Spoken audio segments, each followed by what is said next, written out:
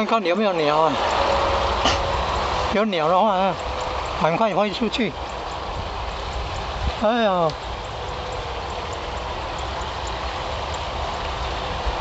鸟飞走了，鸟飞走了。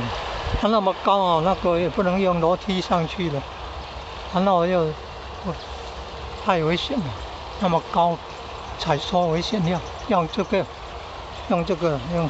用那个锯子啊，锯子来那个切一切，割一割，用锯子来锯一锯，锯一锯，然后这个它可以拉下来，不要全部弄倒，把它拉下来。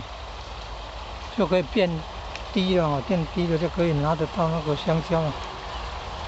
看到这个香蕉茎哦，那个都可以把它用这个圆锹啊挖碎，放在大水桶里面，可以做那个液态肥，可以做液态肥了，酵素肥。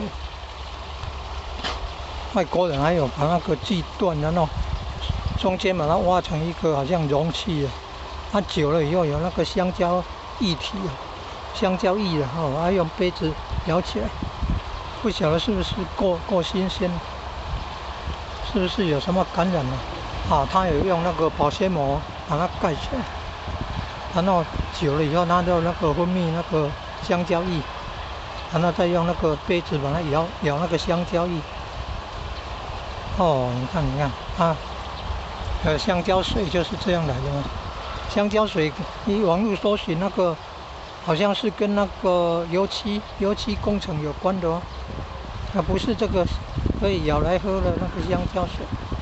这个为了避免干扰，应该叫香蕉液。你看有看到好多蚂蚁啊，有的还有红色的呢。最要小心的是那个火蚁啊，火蚁要伤人很痛苦的，有的怕有危险。